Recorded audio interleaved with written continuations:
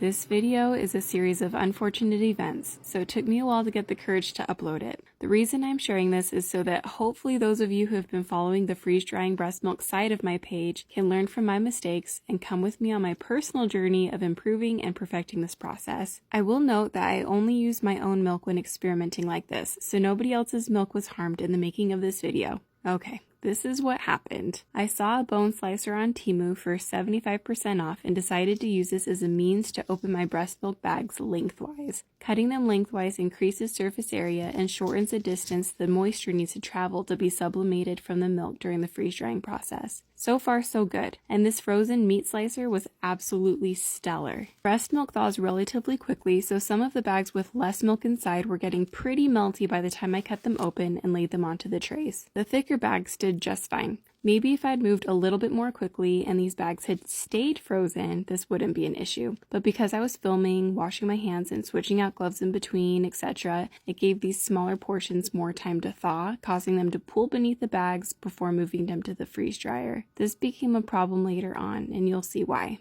I flared open the bags in order to expose the middle before moving them to the freeze dryer. Before I even started the run, I noticed some of the bags scrape the trays above them. I thought maybe this could be an issue, but decided to move forward with the run. Sure enough, when I went to remove the trays, the bags that touched the top got caught, making them difficult to remove. 2 bags got really wedged in there and created some breast milk casualties. I probably lost a good 2 or 3 ounces of milk trying to slide these trays out. The good news is that the breast milk dried really well because of the way the bags were cut and flared open, but there was more bad news than good news. The bags that had milk pooled beneath it actually contacted the ink labelings on the plastic, which bled into the milk. Since I had already lost milk in the freeze dryer, seeing that I was losing more milk because of ink that bled was so disheartening. As I started bagging this milk away, I also came across the dilemma of how I was going to be able to transfer the dried milk from the breast milk bag to the Mylar bag with as little handling as possible. It didn't work out too well. I ended up needing to remove the milk from the plastic in order to scoop it into the Mylar bag, which kind of defeated the purpose of freeze drying them in its original container in the first place. Oh,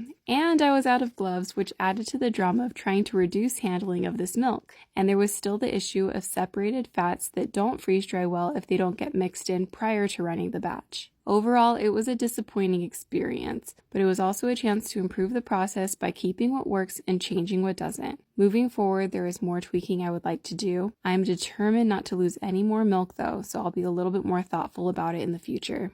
And in case you are curious, my go-to tried and true method of freeze drying milk is still the way I originally showed you a couple months ago, with minor adjustments. But it is my personal goal to see if it can be done with as little handling as possible. It has kind of become like a brain teaser, and I'm determined to figure this out. So thanks for sticking with me through this. I feel like I'm getting closer and that we'll get there eventually.